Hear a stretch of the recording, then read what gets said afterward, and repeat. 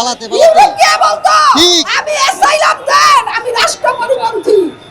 তুই তো রাষ্ট্রপরিপন্থী, কারণ তুই কিছুদিন মাফিয়া দলে ছিলি, আওয়ামী করতো।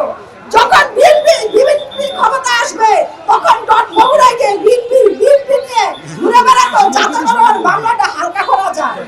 ডট হলো সুবিধাবাদী, যেখানে হাওয়া বসে সেখানেই সুবিধার জোট বসে থাকে। ডট 29 বছরে সালমান শাহর পরিবারের পক্ষে একটা কথা বলে নাই, কোনোদিনও সালমান শাহর কবরটা জিয়ারত করতে যায় নাই। যেই আমাদের 19 অক্টোবর আমাদের ইয়াটা বললো, মানে মামলাটা বললো, এসে বলে কি Salman he is part of my life.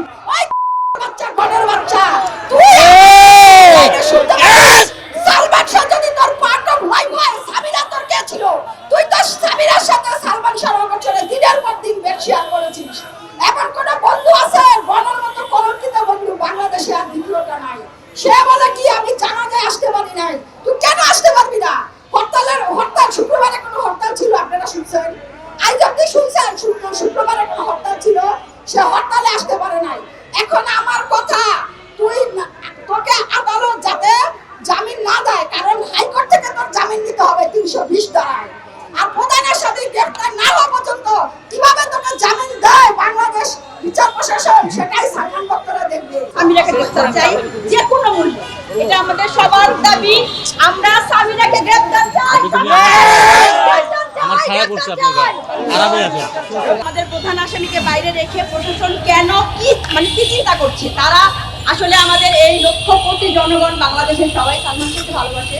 তারা সবাই চায় যে কেন, মানে এই প্রশ্নের উত্তর সবাই চায়। যারা শত্রু, যারা চায় না, তারাও এখন মুখে বলতে পারবে না যে আমি চাই না।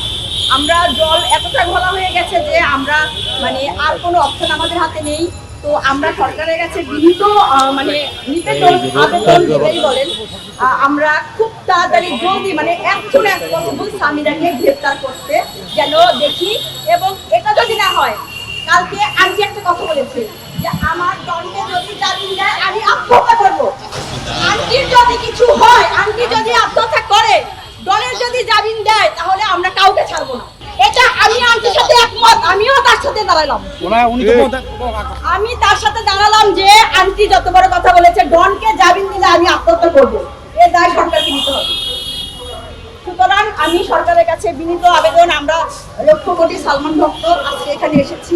আমরা চিল্লা পাল্লা, আমরা কোনো অসামাজিক কাজ করছি না, আমরা মিছিল করছি না, আমরা কোনো গাড়ি অবরোধ করছি না, আমরা শান্তিপূর্ণ মানববন্ধন করছি।